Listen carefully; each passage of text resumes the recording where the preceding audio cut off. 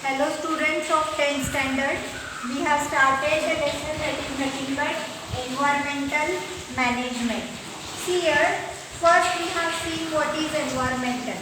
What is environment? What is ecosystem? What are biotic factors? What are abiotic factors that we have seen. Now today we are going to see the further point. See here, natural environment consists of air, atmosphere, water, land, living organism. What does the natural environment consist? Natural environment means which is available naturally. That means it is gifted by the God. So what does it consist? It consists of air, atmosphere, water, land and living organism.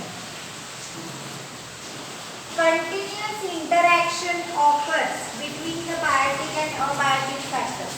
So what are biotic and abiotic factors? Biotic factors are nothing but plants and animals, and abiotic factors are nothing but water, land, soil, air. This way these are nothing but the abiotic factors. Now there is a continuous interreaction between this, you can say, biotic and abiotic factors. What does it mean? That there is a interreaction between the abiotic and biotic factors. That means they are interrelated between each other.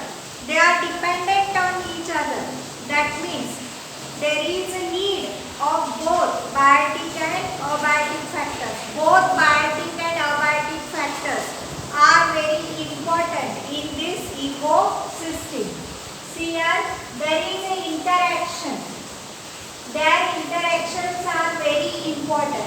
Now I have told you that there is an interaction between the biotic and abiotic factors. So this interaction is very important. That means both the biotic and abiotic factors are both dependent on each other. Now whenever they are dependent on each other, it means that they are in need of each other. Then see, artificial environment is also affecting the natural environment directly or indirectly. Now, the artificial environment means whichever is created by the man. This is going to affect the natural factors, or you can say natural environment. How it is affecting?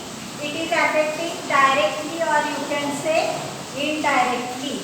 Basically, environment consists of two basic factors, that is nothing but biotic and abiotic factors. The science that deals with the study of the interaction between the biotic and abiotic factors, that means there is a science which is interconnected between the biotic and abiotic factors, which is present in the environment. This is called as the ecology. So what does it tell us here? The study of interaction. Now, whose interaction is taking place? The interaction is taking place between the biotic and abiotic factor.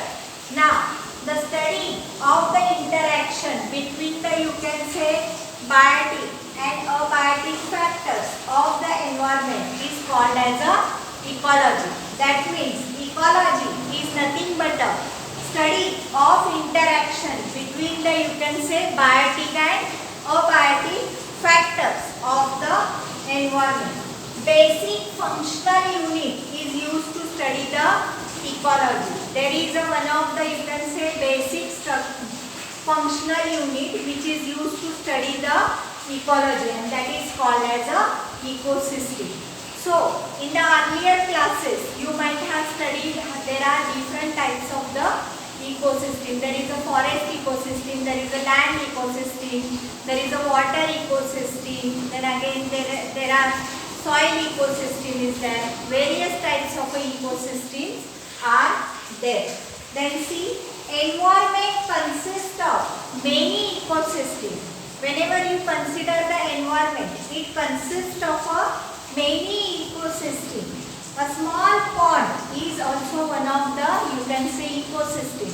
Various ecosystems are present on the earth. They are nothing but the land ecosystem, water ecosystem, forest ecosystem, desert ecosystem.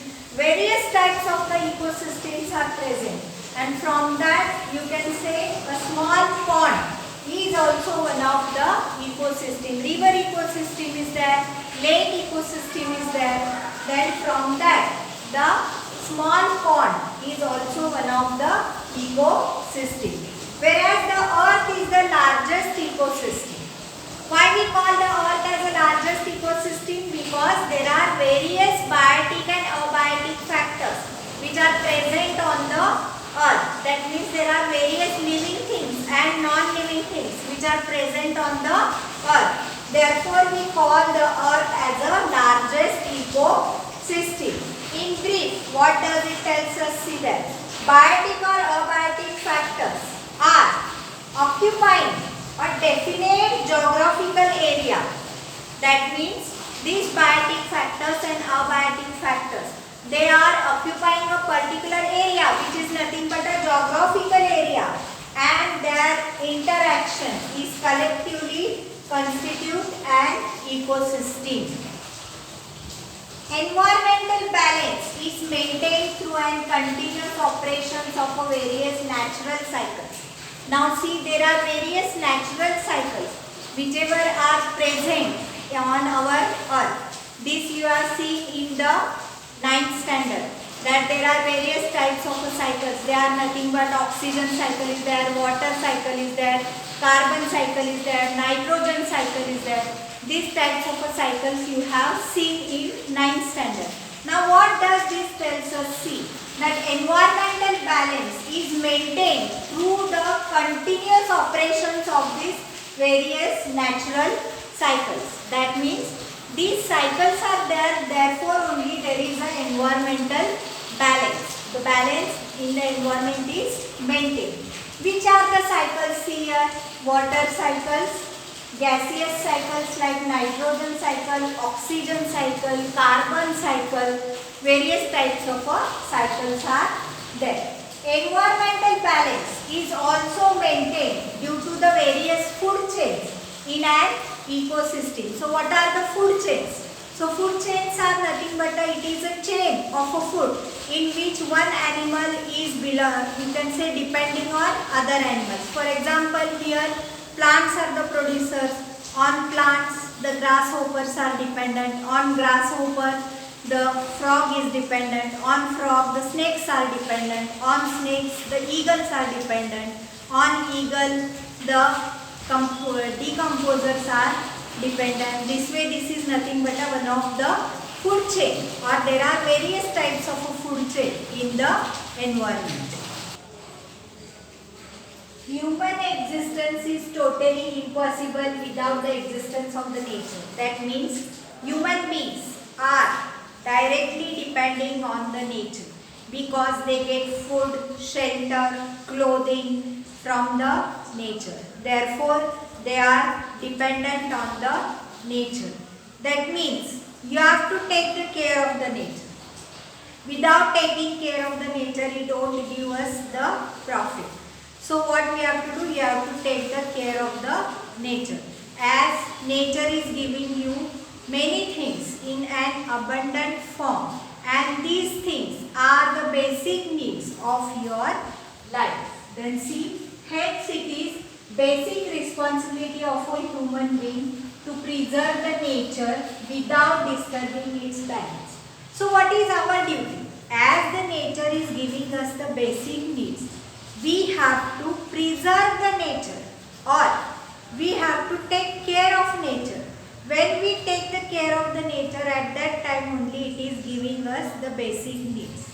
That means you want to maintain the balance of the nature. How you are going to maintain the balance?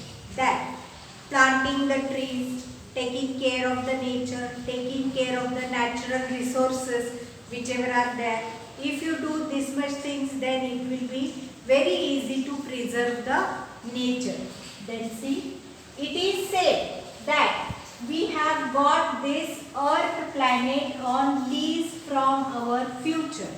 That means we have got this earth not from our ancestors, but we have got it from our future generation. How is that? That they have given us, or whenever we preserve this nature, at that time only we are going to give something for our next generation.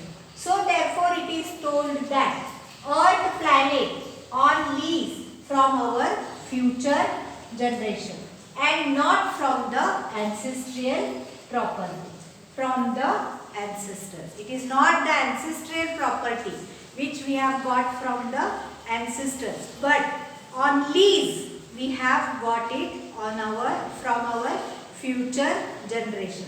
So we want to develop this nature. We want to take care of the nature. We want to take care of each and every constituent which is present in the nature. Then and then only we are going to get the basic needs from the nature. And as we know, whenever we are leading our life, the basic needs are most important in case of our life. Hence, we should not forget to conserve the environment. So, as this environment is giving us our basic needs, what we have to do? We have to conserve the environment. When some natural factors of environment and some artificial factors are polluted, or you can say polluted factors harm the environment. Suppose some of the natural factors, or you can say some of the artificial factors, whenever they are going to harm the environment, it creates the imbalance. Which are the natural factors? Natural factors are nothing but the, you can say, earthquake, volcanoes, then again tsunami. These are nothing but the natural factors. And which are the artificial factors? Artificial factors are nothing but the, you can say, deforestation, then constructing the buildings, constructing the dams, various railroads. All these are nothing but the artificial factors. Now see, if the environment is polluted, or you can say it is being disturbed by the artificial, or you can say natural factors, what it happens? There is an imbalance created into the nature, and various factors of the environment which gets affected due to the, you can say, this disturbance. The both biotic factors and abiotic factors get disturbed. For example, whenever there is a disturbance in the nature, it will create an imbalance in human beings' life also, and also in the life of animals. Then see here, at present many environmental problems have been arisen due to the effect of the various natural and artificial factors on the earth. Whenever you see that at present there are again, you can say, environmental problems which are going to arise due to the, you can say, natural and artificial factors. Environmental pollution is one of the main factors. Whenever you see, environmental pollution is one of the main factors. Generally, contamination of any material is nothing but a pollution. Unnecessary and unacceptable changes in the surrounding environment due to the natural events or human activities is called as environmental pollution. Why this environmental pollution is caused? It is caused due to the natural events. Suppose if there is a volcano, if there is an earthquake, if there is a tsunami, it causes the effect onto the life of the people and also onto the life of the environment, or the activities are, you can say, disturbing the environment, disturbing the balance of the environment. This is called as the environmental pollution. Now the environmental pollution may be direct or it may be direct. Direct changes may be there or indirect changes may be there. How the changes may be there? Where the changes occur? The changes may occur physically, chemically, biologically, properties of air, water, soil, which will be harmful to human and other living beings in the environmental pollution. That means this effects which are direct or indirect, they are creating an effect onto the life of the people. Suppose if there is a, you can say, flood or a drought situation that creates or that affects whole the human life and also the animal life. Similarly, if there is a direct or you can say indirect changes, then what may happen? The physical, chemical or biological properties of air, water or soil, that will be also changing and it will be harmful to the, you can say, human beings.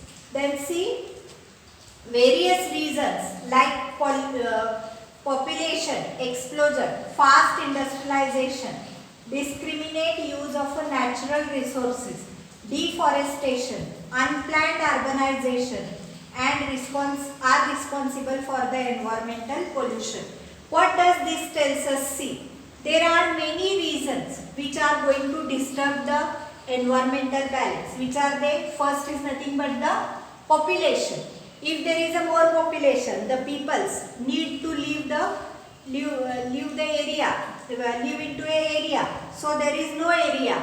The land is limited. So there is again, it creates a problem. These peoples may cut the trees for building the houses. They may cut the, you can say, trees for building the dams or you can say various transport systems. Industrialization is there to create the various products where there is a big industries are, you can say, build up in the, you can say, urban region. Then see, various natural resources are there. Then these are also disturbed.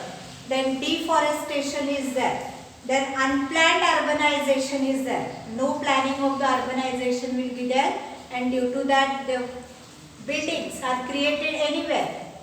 And they see, these are responsible for the environmental pollution.